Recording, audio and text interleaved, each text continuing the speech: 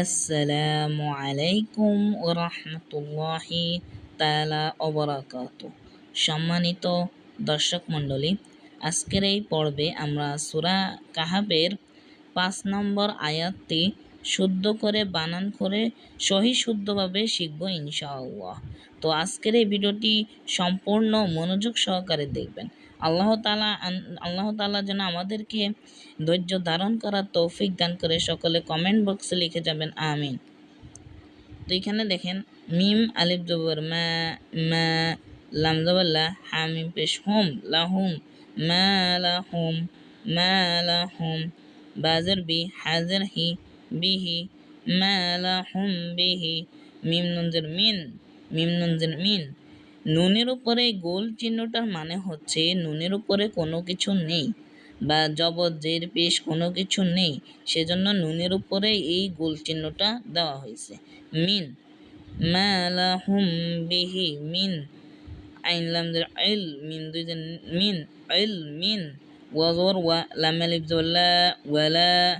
জবরের পাশে খালি আলিফ হইলে এক আলিফ পরিমাণ টান দিতে হবে।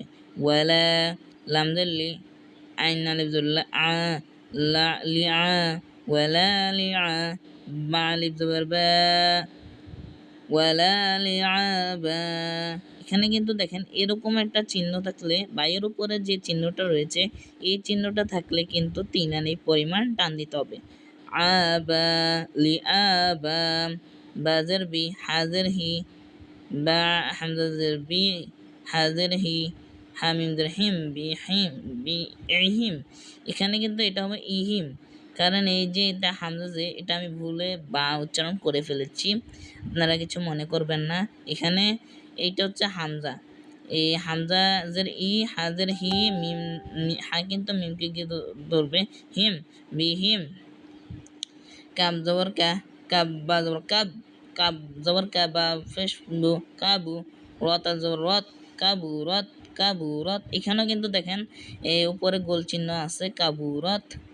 কাব জবর কা, লাম জের লি, মিম জবর মা, তিয়া তা দুই জবর তাং, কালিমাতান, কালিমাতান। খ জবর খ, র পেশ রু, জা পেশ জিন পেশ জু, মিম নুন জের মিন, রু খ রু জু মিন। হামজা ফা জবর, হামজা জবর আ, র ওয়া খর জবর ওয়া, আওয়া, হাজের হি, হা মিম জের হিম, আফু ওয়া হি হিম। হামজা নুন জের ইন, ইয়া জবর ইয়া, কফ ওয়া পেশ কু, লাম ওয়া পেশ লু, নুন জবর না, ইয়া কুলু না। ইয়া হামজা লাম জের ইল, লাম আলিফ জবর লা, ইল্লা, কাফ জবর কা, জাল জের জি, বা দুই জবর বান, ইল্লা কাযিবান। সাদাকাল্লাহুল মাওলানাল আযীম।